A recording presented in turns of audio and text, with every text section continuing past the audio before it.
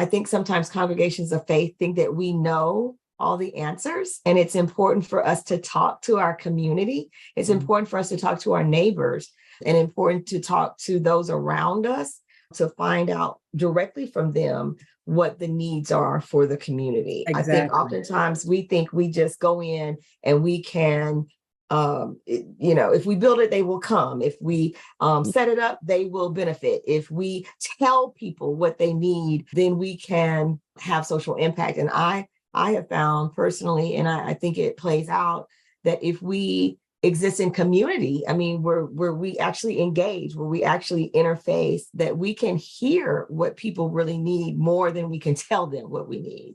Mhm. And if we have that conversation, that level of engagement, then that's the inroads to impact. It's not just Exactly. about us coming in and saving the day. It's about us working together for solutions that are sustainable and that are impactful. And And along the way, effective challenge is okay. Mhm. Sometimes I think because we're talking about churches, faith communities, we think that we always have to agree on everything, and that's not going to be the case. It's fine if someone wants red and somebody else wants green, and we meet in the middle and end up having purple. I mean, that's okay. And through the course of the conversation and through the course of engaging both with the congregation and the community, that effective challenge is going to happen, and that's okay.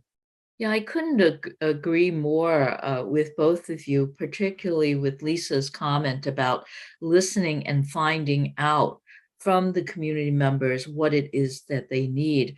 Things are changing so fast. For example, I cannot even begin to think about how I could address the needs of the youth. For example, I'm currently working with an organization that works with many youth who are displaced or they're aged out of foster care and now they're on their own.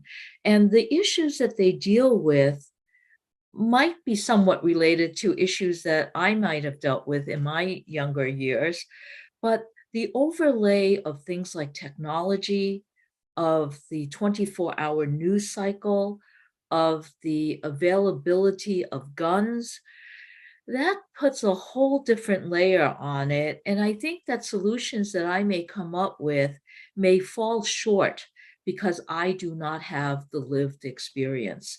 So, for example, I was over at a center recently that welcomed these youth to come in, but only during the day. They had no place to sleep. The rules and the policies indicate that people cannot sleep there. So you have these young people who could not find a place in a homeless shelter or felt that a homeless shelter was unsafe for them. They would come in and they would have to sit at a computer desk, and they would nod off because they were not allowed to quote unquote sleep there. And so I think if you live the experience that these young people are living, or you listen to them and you ask them why they're falling asleep at the computer, you would get an insight that the folks that are designing these policies obviously don't have. So we have to have the people we want to serve at the table when we design our solutions.